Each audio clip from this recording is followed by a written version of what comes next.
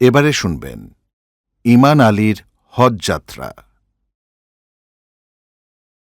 ইমান আলী যেদিন তার স্ত্রী রাহেলার সাথে বসে হজ করার জন্য মক্কা মদিনায় যাওয়ার সিদ্ধান্তের কথা সবাইকে জানাল, সেদিন থেকে তার চারপাশের মানুষগুলো দিন থেকে রাত হওয়ার মতো বদলে গেল। তার বন্ধু স্বজন সবার ব্যবহারে অজ্ঞাত এক পরিবর্তন লক্ষ্য করল সে। তার প্রতি সবার আচার আচরণ বদলে গেল। এর সিদ্ধান্তে তার স্ত্রী নিজেও কিছুটা অবাক হলেও নিজেকে গুছিয়ে নিয়ে স্বামী যেন তার ইচ্ছে পূরণ করতে পারে সে ব্যাপারে মনোযোগী হল। স্বামীকে দীক্ষা দেওয়ার সাহস নেই, তবে তার মনের গতি প্রকৃতি বুঝে বাঙালি বইয়ের অসীম ধৈর্য নিয়ে ধর্ম এবং আরব দেশের প্রসঙ্গ তাদের আলোচনায় আনতে শুরু করল। অকারণে হজের আলোচনা সে পারে না। ইমান আলী যখন বিষয়টি নিয়ে তার সাথে কথা বলতে চায়, শুধু তখনই তার মন বুঝে কথা বলে। 25 বছর ধরে তার সাথে ঘর করে রাহেলা দেখেছে ইমান আলী অন্য কারো কাছ থেকে ধর্মীয় দীক্ষা মানতে চায় না। কাউকে ধর্মের সবক দেওয়া তো দূরের কথা, কারো সাথে কখনো আলোচনা করতেও দেখেনি সে। নিজের ছেলেমেয়েদের কোনো ধর্মোপদেশ দিতে সে কখনো শোনেনি। ইমান আলী শুধু বলেছে, পড়াশোনা করো, নিজেই জানতে পারবে। বিয়ের প্রথম কয়েক মাসের মাথায় রাহেলা কথায় কথায় বলেছিল, হ্যাঁ গো, তোমার ধর্মকর্ম করতে একেবারেই ভালো লাগে না দেখছি। বাবা মা তোমায় নাম দিয়েছেন ইমান আলী, নামের প্রতি অন্তত কিছুটা ভালোবাসা দেখাও। স্ত্রীর কথা শুনে ইমান আলী বিন্দু মাত্র বিচলিত হয়নি, রাগও করেনি, বরং আদর করে কাছে ডেকে বসিয়েছে। শুধু ধর্মকর্ম করলেই বুঝি মানুষের মনে ইমান আসে? রাহেলা, আমার অনেক সহকর্মী আছেন যারা নিয়ম করে দিনে 5 বার পশ্চিমমুখী হয়ে দাঁড়ান, লম্বা লম্বা পাঞ্জাবি ছাড়া আর কোনো পোশাক পরেন না, নামাজের ছলে কাজের সময় পার করেন, কিন্তু টাকা পয়সা ছাড়া কোনো ফাইল ছাড়েন না। তোমার কি মনে হয় এরা ইমানদার হতে পেরেছেন? ধর্ম কি ওনাদের কিছু শেখাতে পেরেছে? রাহেলা বুঝেছিল তার স্বামী কি বলতে চেয়েছিল। সে আর কথা বাড়ায়নি। ইমান আলীকে তার মতো করে মেনে নিয়েছে, চলতে দিয়েছে। ইমান আলীও স্ত্রীকে নিজের আধ্যাত্মিকতার চিন্তায় কখনো বাধা দেয়নি। রাহেলা তাদের সন্তানদের ধর্ম অনুশীলনে উৎসাহ দিলেও ইমান আলী কখনো বিরক্ত হয়নি। সন্তানদের জন্য তার চিরকালীন উপদেশ ছিল, এমন কাজ করবে না যেন অন্যের ক্ষতি হয়, এমন কথা বলবে না যেন অন্যে কষ্ট পায়, সবাইকে ভালো থাকতে সাহায্য করবে, খোদা তাতেই খুশি হন, অন্যের উপকার করলে তারাই তোমার উপকার করবেন। এত বছর পরও রাহেলা বুঝে পায় না যে মানুষটি ধর্মের কোনো ধারায় মেনে চলে না, কথাও বলতে চায় না, বন্ধুদের নিয়ে সপ্তাহান্তে হুইস্কি হাতে আড্ডায় বসে, মাঝে মাঝে তাসও পেটায়, সে কি করে খোদার পছন্দ অপছন্দের কথা বলে? একে কি খোদাভক্তি বলে? মানুষটিকে তার প্রায়ই ধর্মহীন, ঈশ্বর বিশ্বাসহীন মনে হয়। এ জীবনে ভালো মানুষ হয়ে থাকাটাই যেন তার ব্রত। পরজীবন নিয়ে কোনো অস্থিরতা নেই, খোদা ভয় নেই। মানুষটি কেমন যেন এই খোদাভীরু, এই ধর্মহীন। খোদা যেন তার হাতের মোয়া, চাইলেই পাওয়া যায়। ধর্মের কথা জানতে চাইলেই বলে, আমায় ও কথা বলো না, ওটা আমার জন্য মেলাঙ্কালিয়া, মন খারাপ হয়ে যায়। ঈশ্বরের কথা বলো, মনে আনন্দ পায়। রাহেলা কিছু বলে না। স্বামীকে ধর্মহীন মনে হলেও খোদা বন্দনা নিয়ে কোনোদিন তার মাঝে কার্পণ্য দেখিনি। সৃষ্টি রহস্যকে আরও রহস্যময় করতে পছন্দ করে সে। ডারউইনকে নিয়ে মজা করে। ডারউইনের মতবাদকে তুড়ি মেরে উড়িয়ে দিয়ে ইমান আলী বলে, আমরা বানর থেকে মানুষই যদি হব, মানুষ থেকে আর অন্য কিছু হচ্ছে না কেন? অনেক সময় তো পেরিয়ে গেল। সেই কবে ডারউইন সাহেব বানর থেকে মানুষ হয়েছিলেন, তারপর তার বংশধর তো মানুষই রয়ে গেল। এ তো গেল তার ধর্ম ও খোদাভক্তি নিয়ে দৃষ্টিভঙ্গি। কিন্তু সে হজে যাওয়ার সিদ্ধান্ত কেন নিল তা এখনও রাহেলার মাথায় খেলছে না। সে অবশ্য খুশি, তার নিজের হজে যাওয়ার একটি সুযোগ হয়ে গেল। সে বড় শঙ্কায় ছিল যে ইমান আলীর দর্শনের কারণে তার বোধহয় কোনোদিন মক্কা মদিনায় যাওয়া হবে না। নামাজে বসে কতদিন যে আল্লাহর কাছে চেয়েছে, তিনি যেন তার স্বামীর মনটি নরম করে দেন। ইমান আলী যেন তার আখেরাতের কথা ভাবতে শুরু করেন। দিনের পর দিন দোয়া করেও সে কোনোদিন কোনো ফল দেখেনি। স্বামীর চিন্তাধারায়, জীবন যাপনে কোনো পরিবর্তন আসেনি। আশা করা সে প্রায় ছেড়েই দিয়েছিল। তিনি লোকটির মনে মোহর এঁটে দিয়েছেন। ইমান আলীকে আর বদলানো যাবে না। তবে হঠাৎ করে হজে যাওয়ার সিদ্ধান্ত নিয়ে রাহেলা কেঁদেই ফেলেছিল। তার কত বছরের চাওয়া এবার সত্যি হতে চলেছে। আল্লাহ তার প্রতি সদয় হয়েছেন, তার ইবাদত গ্রহণ করেছেন, মুখ তুলে চেয়েছেন। মনের ভেতর আধ্যাত্মিকতার একটি বাজনা বেজে উঠেছিল। তারপর থেকেই স্বামীকে তার মন বুঝে উৎসাহ দিয়ে চলছিল। বেশি বলতে সাহস হয় না, কখন আবার মন বদলে যায়। এত সাবধানতার পরও ইমান আলীর মন কদিন ধরে বেশ খারাপ। কি হয়েছে তা জানতে চাওয়ার সাহস রাহেলা জোগাতে পারছে না। যে উচ্ছ্বাসে সে খোদার ঘরে যাবে বলে রাহেলাকে জানিয়েছিল, সে স্পৃহা আর তার চেহারায় ভেসে উঠছে না। নিজেও সংসারের কাছে এত ব্যস্ত যে জিজ্ঞাসা করা হয়ে উঠছে না। স্বামীকে ইদানিং বেশ ক্লান্ত দেখাচ্ছে। শরীর ভালো আছে কিনা জানতে চাইলে ইমান আলী আশ্বস্ত করে বলে, সে ভালো আছে। আজ ইমান আলী নিজেই তার কথা বলতে চাইল।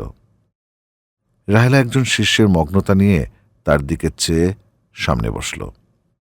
এত বছরের সংসারে ইমান আলী শুধু বলেই গেছে, গল্পের ছলে। তার আপিসের গল্প, ছেলে মেয়েকে নিয়ে কথা, ক্লাবের আড্ডার গল্প, বাজারে গিয়ে কি কি দেখল, এমন অনেক কথা। রাহেলা বসে স্বামীর কথা শুনেছে, কখনোই ক্লান্ত হয়নি। স্বামীর সাথে সে কোনোদিনই ক্লাবে যায়নি। ইমান আলীর স্ত্রীকে সেখানে নিয়ে যাওয়ার ইচ্ছে থাকলেও জোর করেনি।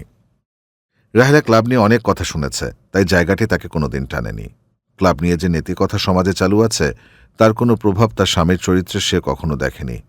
ইমান আলীর একাগ্রতা চিরকালই রাহেলার দিকেই ছিল। ইমান আলী একদৃষ্টিতে তার বইয়ের দিকে চাইল, যেন বুঝতে চাইছে সে যা বলতে চাইছে তা শোনার জন্য তার স্ত্রী তৈরি কিনা। রাহেলা, আমার হজে যাওয়ার সিদ্ধান্তটি সবাই সহজভাবে নিতে পারছে না। কেন? কি বলছে সবাই? এই সবাইটা কারা? আমারই বন্ধু সহকর্মী। কেউ কেউ ঠাট্টা করছে, কেউ ঈর্ষা করছে, কেউ বা বলছে আমার মাথা খারাপ হয়েছে। রাহেলা চাইছে তার স্বামী নিজেই কথাগুলো বলে হালকা হোক। বলল, তারপর? ইমান আলী স্ত্রীর দিকে তাকিয়ে বুঝল তার মনোযোগ আছে। জানো, শোনা মাত্রই ছেলেবেলার বন্ধুদের মধ্যে অনেকে রাড়া করে উঠল। একজন তো বলেই বসল, হজে যাবি মানে? তুই কেন হজে যাবি?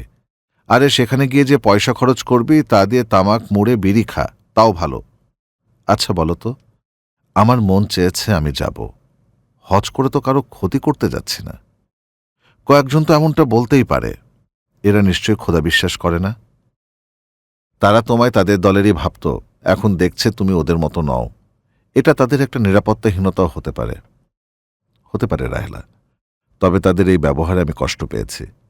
শুধু এরাই নয়, যারা আল্লাহ খোদা মেনে চলে তারাও চোখ কপালে তুলে কি বলল জানো? বলে, তুই হজে যাওয়ার জন্য তৈরি না, আমাদের সাথে বস, হজের নিয়মকানুন আমরা শিখিয়ে দেব। আমরা হজ শিক্ষার জন্য ছোট একটা আয়োজন করি প্রতি শুক্রবার জুম্মার পর। মহিলাদের আলাদা বসার ব্যবস্থা আছে, ভাবিকে নিয়ে চলে আসিস। রাহেলা বলে উঠল, আমাদের তো আসলেই হজ শিক্ষা নেওয়া উচিত। তুমি বিরক্ত হচ্ছ কেন? এরা তো ঠিকই বলেছেন, আমার নিজেরও শেখা দরকার। ইমান আলীকে একটু উত্তেজিত দেখালো। তুমিও না রাহেলা? এরা হঠাৎ করেই আমায় হেদায়েত করার জন্য উতলা হয়েছে, আর তুমি বলছো ওদের কাছে গিয়ে আমার শেখা উচিত? শোনো, অনেক বছর আগেই আমার বাবার কাছ থেকে যা শিখেছি তাতেই চলবে। আমি হজ নিয়ে দুটো বইও পড়ে ফেলেছি, তোমার জন্য এনেছি, এবার তুমি পড়ো। ওই যে টেবিলের ওপর রেখেছি। তার স্ত্রী বইগুলো এতক্ষণ খেয়াল করেনি। বিছানা ছেড়ে উঠে গিয়ে বই দুটো হাতে নিয়ে আবার ফিরে এলো।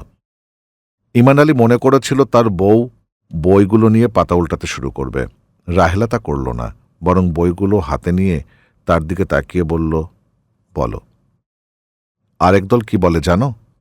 বলে, ভাই সাহেব, হজে যাচ্ছেন বুঝে শুনে যাচ্ছেন তো? হজের পর ক্লাবের চারতলায় আর যেতে পারবেন না। আল্লাহ রাসূলের কাছে যাচ্ছেন, মনটাকে একটু মজবুত করেন। রাহেলা জোরে হেসে ওঠে। সে জানে চারতলায় কি আছে। শুধু হজ কেন, ধর্মমতে হজ না করলেও তো চারতলায় যাওয়ার কথা নয়। সেই তো, আমিও তো তাই বলি।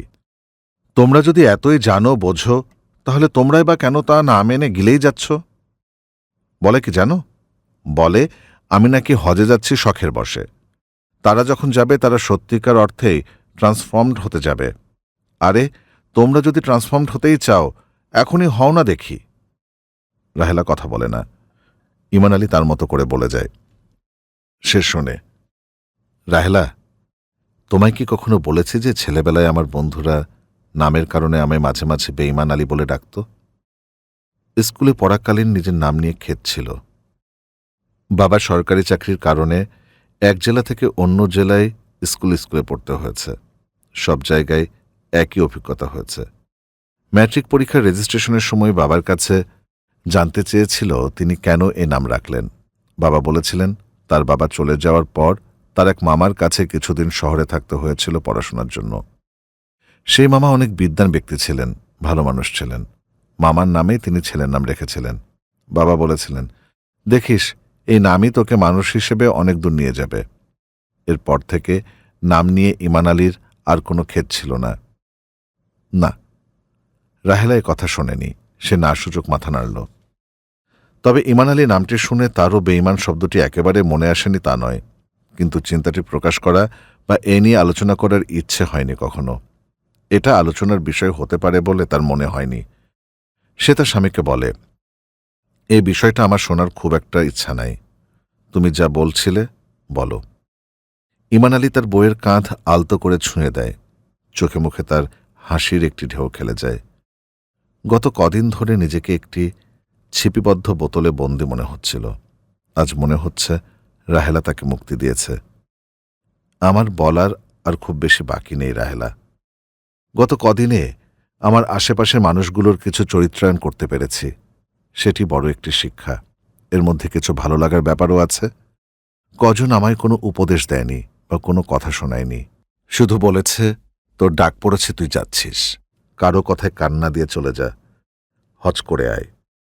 আর এত শিক্ষা দীক্ষার দরকার নেই, ওখানে গেলেই সব শিখে যাবি। কথাগুলো বলে ইমান আলী একটু থামে। স্ত্রীকে প্রশ্ন করে, কই, তুমি তো আমার কাছে জানতে চাইলে না আমি কেন যাচ্ছি? তোমার অবাক লাগেনি? লেগেছে, তবে অবাক হওয়ার চেয়ে খুশি হয়েছে বেশি। আমার কাছে হজ একটা ফরজ কাজ। আমার কোনো প্রশ্ন নেই। তবে বলতেই যখন চাও, বলো কেন এ সিদ্ধান্ত নিলে? ইমান আলী বড় একটি নিঃশ্বাস নেয়। যে মানুষগুলোর কথা তোমায় এতক্ষণ বললাম, এদের নিয়েই আমার বসবাস, এদের নিয়েই আমার জীবনযাপন।